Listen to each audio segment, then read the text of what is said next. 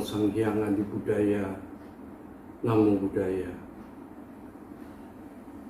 Nun sewu Bante, para bapak, para ibu, lan para sederek-sederek sedharma di Wihara Bodhi Kalingga di Jepara ini. Bahagia sekali saya bisa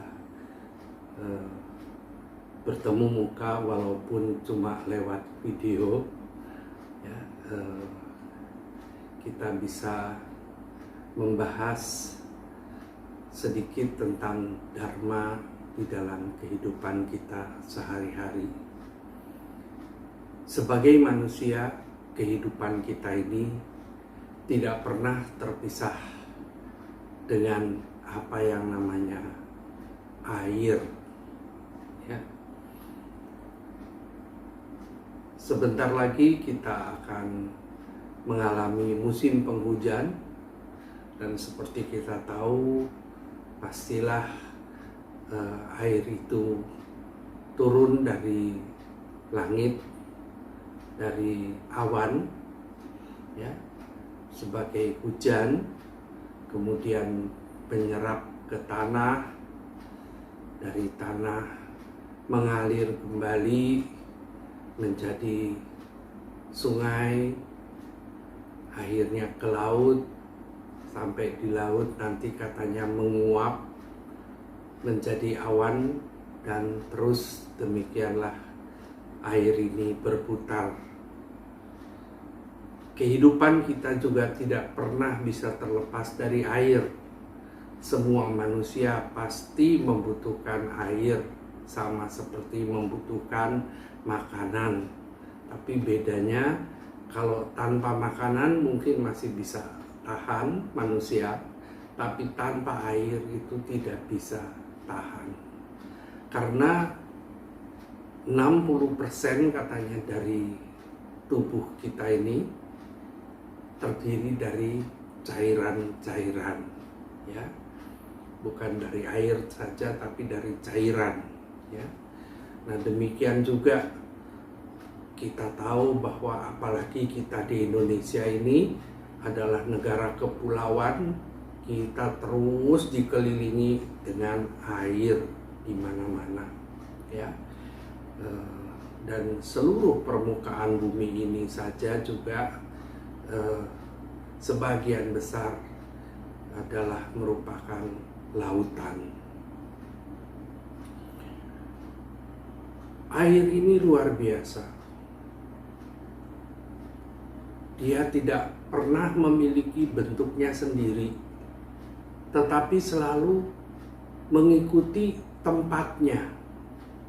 Kalau dituang ke gelas, air menjadi bentuknya seperti gelas. Kalau dituang di tempayan, bentuknya akan menjadi seperti tempayan. Air juga selalu mengalir ke bawah, tidak pernah mengalir ke atas. Kalau dituang, pasti dia akan mengalir. Kita lihat dari hulu sungai itu air mengalir terus. Kalau ketemu halangan, ketemu batu misalnya, dia tidak mandek tapi dia mengalir melalui samping-samping batu itu, terus mengalir lagi. Nah, apa yang terjadi kalau air itu dibendung, kalau dihalangi perjalanannya? Maka air yang tadinya lemah lembut mengalir perlahan, mengalir sampai jauh seperti Bengawan Solo. Itu kalau dibendung maka akan menimbulkan tenaga yang luar biasa. Kalau bisa dimanfaatkan untuk pengairan, alangkah baiknya. Dimanfaatkan untuk tenaga listrik, itu akan sangat berguna. Tapi kalau dibendung dan kemudian tidak tertahankan, maka akibatnya luar biasa, dia akan meluap dan menimbulkan kerusakan yang luar biasa yang kita kenal sebagai banjir. Kadang-kadang banjir ini bukan cuma dari hulu ya, tapi juga kita apalagi di daerah pesisir sini di utara Pulau Jawa ini kita mengetahui ada banjir rob, yaitu air laut yang naik ke darat karena pasang laut itu naik ya. Sebagian orang tentu saja merasa gembira kalau udah mau musim hujan, karena kata petani kalau nggak hujan saya nggak bisa nanam. Tapi sebagian lagi juga harap-harap cemas karena kalau hujan nanti akan menimbulkan banjir. Ya, petani juga begitu. Kalau hujannya tidak datang-datang, bingung, nggak bisa nanam. Tapi kalau sudah mau panen, tiba-tiba hujan, waduh, sawahnya bisa kebanjiran dan padinya jadi rusak. Jadi memang air ini adalah sesuatu yang sangat akrab dengan kehidupan kita sehari-hari, dan begitu juga di dalam kehidupan pada zaman Buddha di India ya. Beliau sering bertemu dengan para petani di desa dan berbicara mengenai soal air ini. Nah, di dalam Samyutta Nikaya ada bagian Dewata Samyutta namanya, di mana para dewa itu bertanya kepada Buddha. Nah, para dewa ini umumnya bertanya itu pada waktu malam menjelang fajar. Nah, karena pada waktu itulah Buddha sendirian, tidak banyak manusia-manusia yang datang. Jadi itu bagian gilirannya para dewa untuk bertanya. Nah, salah seorang dewa itu ya gimana ya, salah satu dewa itu bertanya kepada Buddha, Bante, dengan cara apa Bante ini bisa melewati banjir gitu. Nah, ini agak aneh ya, emang ngapain juga Buddha itu lewat dari banjir. Tapi Buddha memang menjelaskan bahwa ada 4 macam banjir dalam kehidupan manusia. Malahan di dalam Dhammapada 157 kalau saya nggak salah, itu Buddha menyebutkan mengenai banjir. Orang yang mengumpulkan bunga-bunga kesenangan indria, yang pikirannya kacau, akan diseret oleh kematian. Bagaikan banjir besar menghanyutkan sebuah desa yang tertidur. Dhammapada bab 2 bait 47. Nah, salah kan saya? Dhammapada 47 bukan 157. Ya, sudah semakin tua ya semakin banyak lupa. Ibu-ibu, bapak-bapak, dan saudara-saudara sekalian, Buddha menyebutkan ada 4 macam banjir yang melanda kehidupan manusia ini. Pertama adalah banjir kenikmatan. Nah, ini akan sangat menghanyutkan kita manusia ya. Kenikmatan yang kita peroleh dari panca indera kita. Mata itu inginnya melihat yang bagus-bagus, telinga mau mendengarnya yang merdu-merdu saja, hidungnya mau mencium bau yang wangi-wangi, yang menyenangkan, mulutnya ini mau merasakan yang enak-enak. Ya, apalagi tubuhnya ini mau merasakan sentuhan-sentuhan yang halus, yang menyenangkan, yang memberi kenikmatan. Ya, itu semua adalah watu kama atau kenikmatan yang kita dapatkan dari panca indera kita ini. Ya. Ada lagi kenikmatan indria yang lain, yaitu yang memang berasal dari kilesa kita. Karena apapun yang kita perbuat, apapun yang kita lakukan, selama kita belum bebas dari loba, dosa, moha, maka akan selalu dipengaruhi dengan keserakahan, dengan kebencian, dengan kebodohan. Ya, mungkin kita tidak sadari, tapi sebenarnya di lubuk yang paling dalam itu loba, dosa, moha mempengaruhi tindakan-tindakan kita. Lawong kalau undangan terus ada prasmanan, ya dipilih, jangan sampai ngambil lengkoas tapi harus ngambil daging rendang yang paling gede. Lah, kalau kita kenapa pengen yang paling gede? Ya karena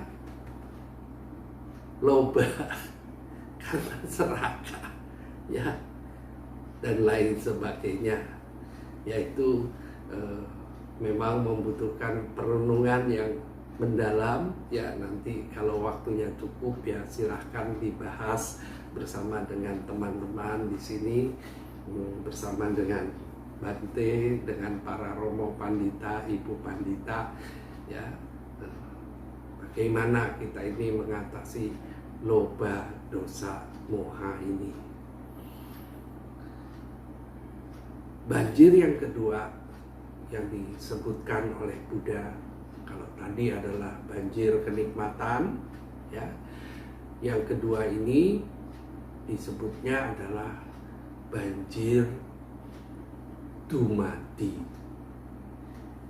Banjir ingin mempertahankan diri, ingin hidup terus, ya.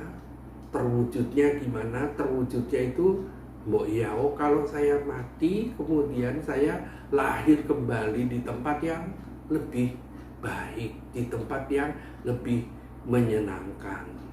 Nah, ini adalah kemelekatan kita terhadap kelahiran. Sebaliknya juga ada, yaitu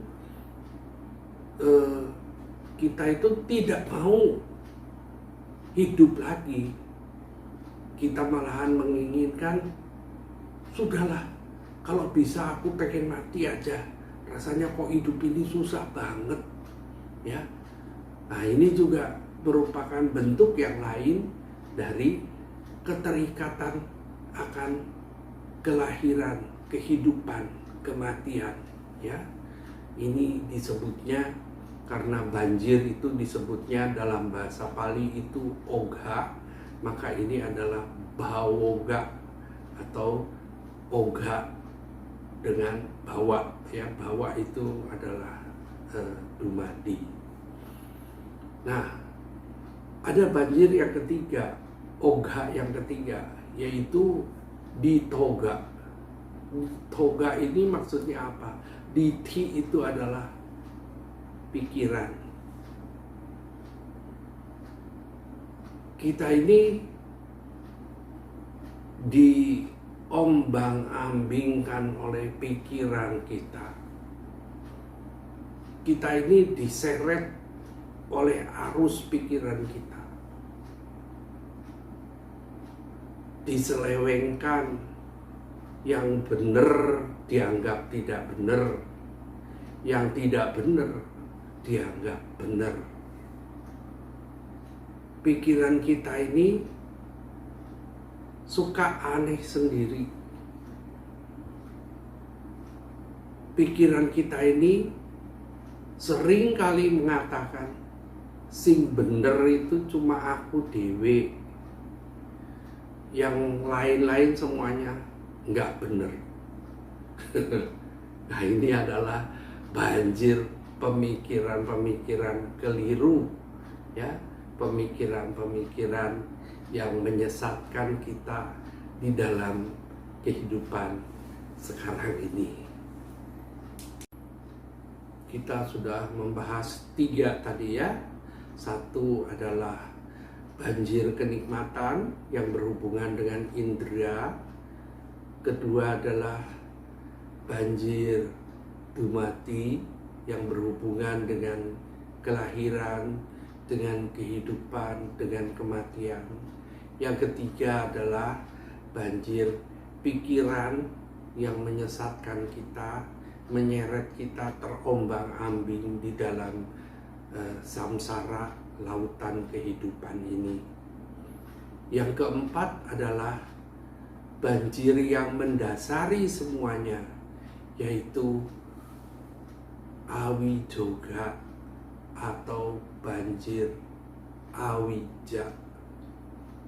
Nah, di dalam Paticcasamuppada kita tahu ya bahwa yang menjadi gara-gara, ya, yang menjadi penyebab dari kelahiran yang berulang-ulang ini adalah awija, yaitu tidak mengenal, tidak mengetahui secara jelas, menyadari secara benar-benar 4 kesunyataan Arya.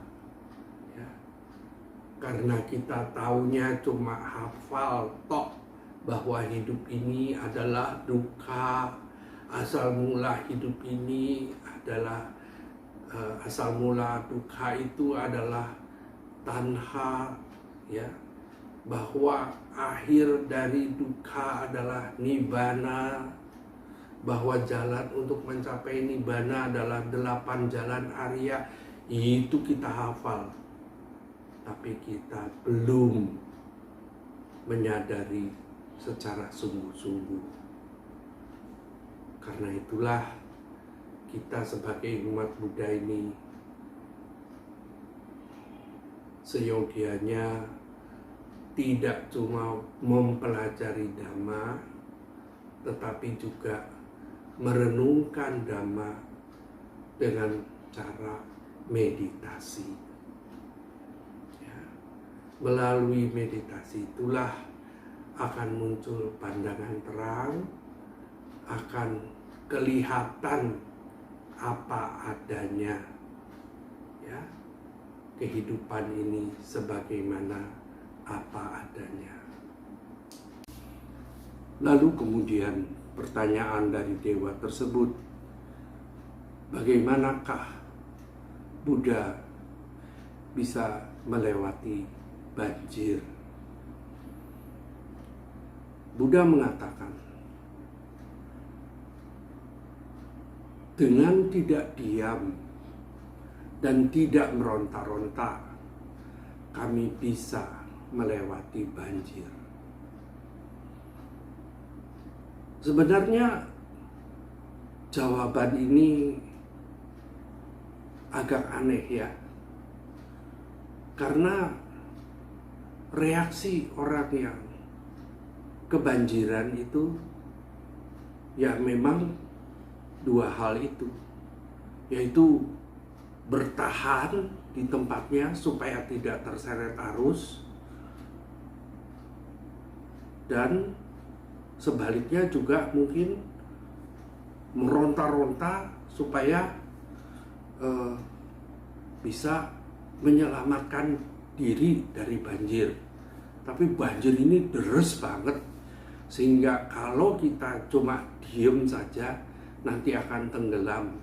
Dan sebaliknya kalau kita meronta-ronta ke sana kemari tidak menentu, yaitu juga akan malahan terbawa oleh arus banjir yang kuat. Karena itu Buddha memberikan jawaban untuk menghindari dua macam ekstrim ini. Tidak diam, tapi juga tidak meronta-ronta. Apa maksudnya? Maksudnya adalah jalan tengah. Tidak bermalas-malasan, tidak mengikuti nafsu-nafsu indera, tidak bermewah-mewah, tetapi juga tidak ngoyo, tidak ngotot menyiksa diri, ya, sampai akhirnya merusak kehidupan itu sendiri. Disinilah Buddha mengatakan, saya mengambil jalan tengah.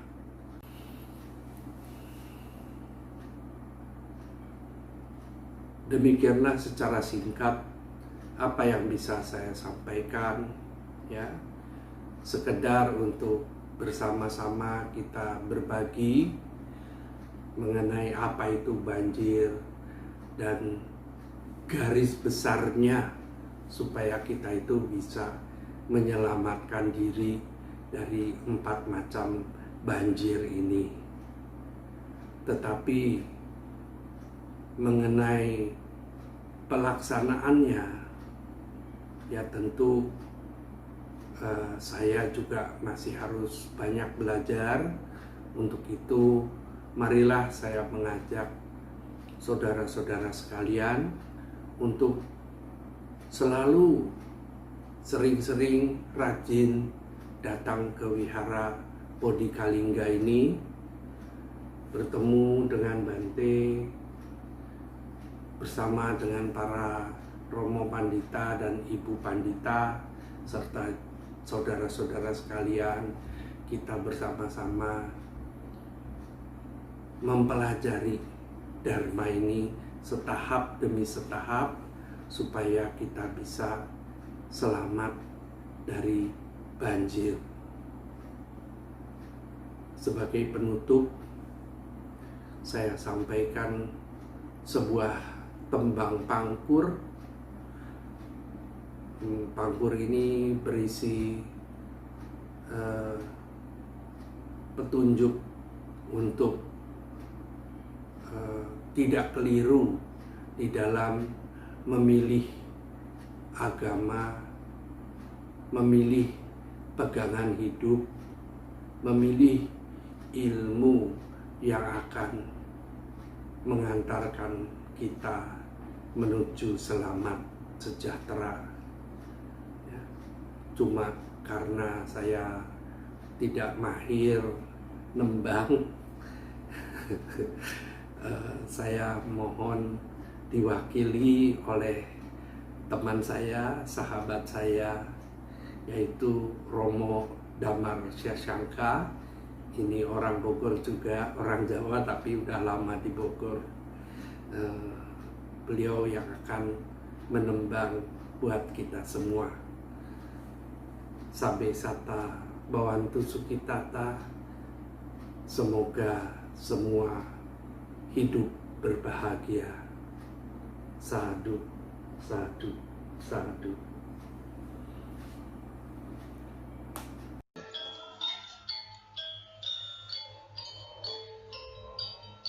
Mangkono ngelmu kang nyata, saknyatane karya tentreming ngati. Sirna kang watakku mingsut, gawe sugenging sasama.